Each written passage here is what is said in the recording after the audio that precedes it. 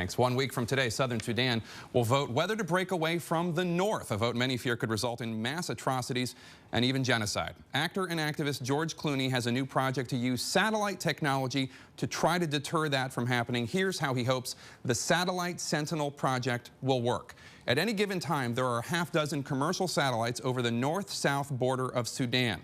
The project will get high-resolution photographs of Sudan from those satellites and post them on their website. That way, you at home can monitor what's going on the ground in southern Sudan. But will the world watching make a difference? Our exclusive guest this morning, George Clooney, joining us from Los Angeles, and John Prendergast of the Enough Project here in Washington, D.C.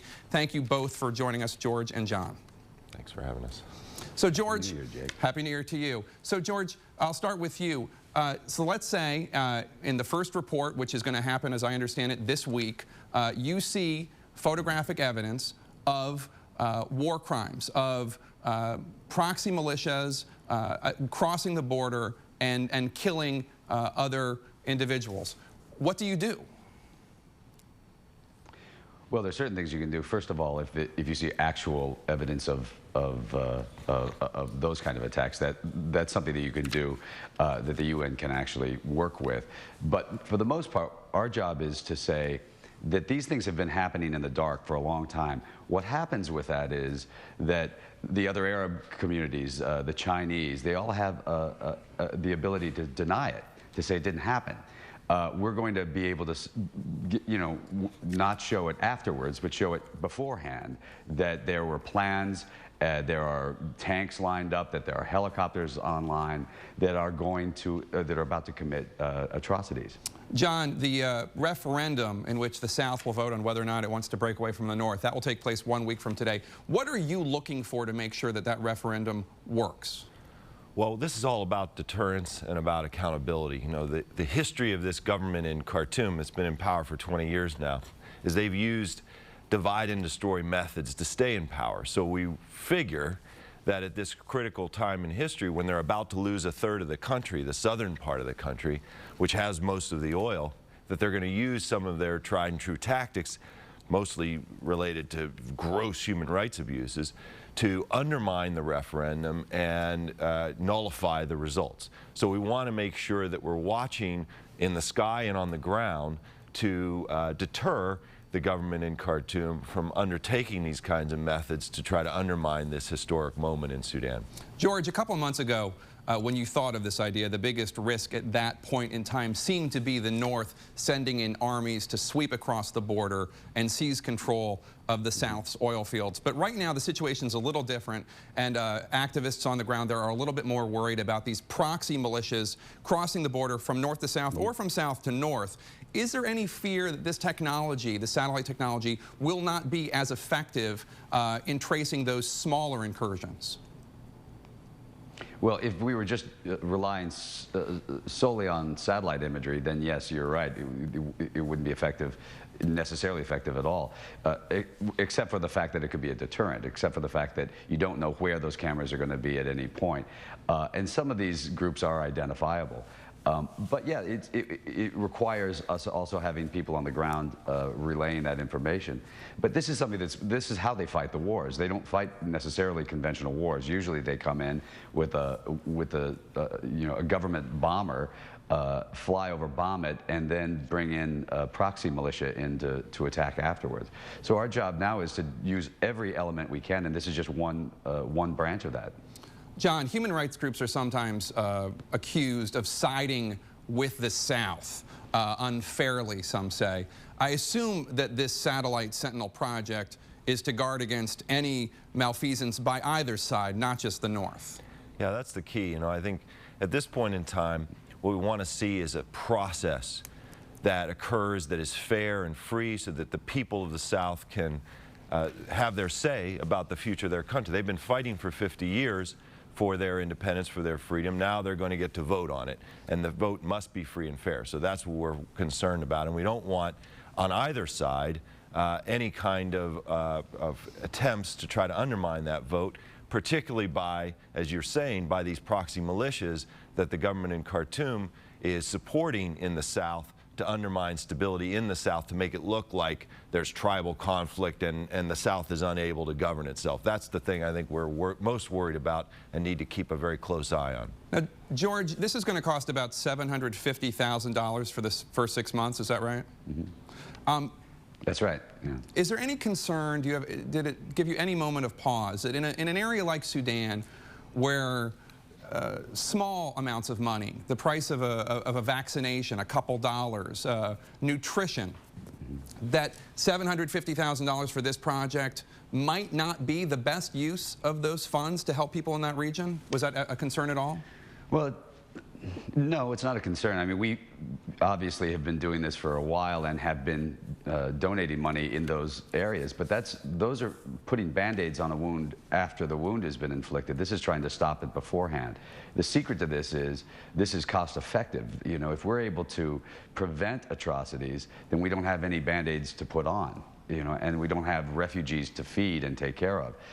You know, there are 2.5 million refugees from the Darfur conflict. So, you know, our job is to try and stop it before it starts. It's a much cheaper way of doing it. And doesn't, George, just staying with you for a second, doesn't this program need to go longer than 6 months? I understand it's just 6 months right now, but doesn't it need to go on at least into the summer when the comprehensive peace will be agreed upon, and then maybe even for a year? As you know, the fear is not so much for the violence during the referendum itself, but in all of the negotiation afterwards. It certainly will have to go on longer than 6 months. We thought we'd start with 6 months and see if there was some, if it was effective. Like you said, otherwise we wouldn't want to spend the money that we've raised simply if it wasn't working. We feel like it's going to work, but we wanted to start with 6 months. But we also have had long conversations, and we're continuing to have long conversations, because we believe we should also be doing this on the border and inside Darfur, because there's a tremendous amount of action going on right now by the government of Sudan. 2 weeks ago, they bombed Kora Beche and burned the village, and we want to be able to track where that action is going on as well. This is, I guess, for both of you, a more existential question. John, we'll start with you. Right now in Ivory Coast, we see a leader flouting the will of the people, of his African neighbors, of the UN, of the West, of the U.S., and nothing really is going on about it. You both have been outspoken about the world turning a blind eye towards whatever happens in Africa. John and then George, what makes you think that even if you get photographic evidence of war crimes, of genocide even, that there is any will in the world to do anything about it? John, I'll start with you. Well, Ivory Coast really is a test case. I mean, you know, there is a great deal of diplomacy occurring now, escalating costs and consequences for the government in Ivory Coast and for what they're doing, eventually potentially military intervention if the government that lost the election, if the president doesn't actually vacate his office. Similarly in Sudan, there has to be a cost and a consequence. If the government of Sudan is going to undermine this referendum, if the government of Sudan is going to continue to undertake terrible human rights violations in Darfur, there has to be a diplomatic consequence. There must be escalating sanctions and costs that accrue to any party that undertakes these kinds of actions that lead to mass human suffering. George? Yeah, I think that's the important part of this, is that I agree with John. I mean, that's exactly what I was going to say, so he sort of took the words out of my mouth. Well, I mean, I guess the larger question, George, is the world has shown no willingness, really, to do anything about atrocities in Africa. You know this better than I do. So what makes you think that even if you bring the photographic evidence of it happening within a day or two of it happening, that will change? Well, we know what happens. We know that it doesn't change when we don't bring the photographic evidence. We've seen that very little is done.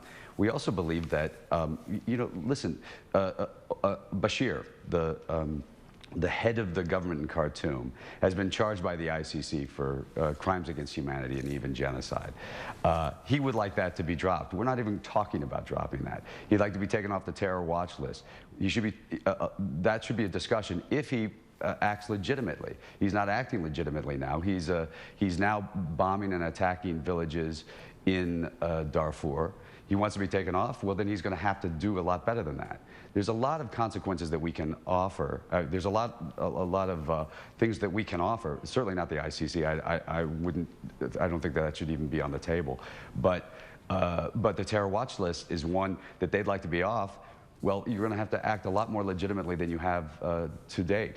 Very briefly, because we only have a minute left, I want to get both of your thoughts on this. President Obama, when he ran for president, campaigned on ending the genocide in Sudan and getting tough with the government in Khartoum. Very briefly, George and then John, has President Obama kept his promise? Yes, he has. It's a tough one to keep. You know, it's a very complicated situation. It is going to get a lot more complicated. We met with the president. The president seems to be very much on top of the issue, and we want to make sure. And our job is to keep the pressure on to make sure that there's no slippage in that at all. John, I'll let you have the last word. Well, this is President Obama's moment. You know, the United States is the biggest actor in Sudan. We can have a major influence on whether or not a deal is struck between the North and the South to prevent a war, and we can have a major influence on whether human rights violations continue in Darfur. That's going to take presidential leadership. He's become engaged now. We'll see if he can bring it that last mile. Thank you. John, George, thank you so much, and good luck with the project. We'll provide more information on the abcnews.com blog as to where you can follow the work of the Satellite Sentinel project. Thanks, gentlemen. Thank you.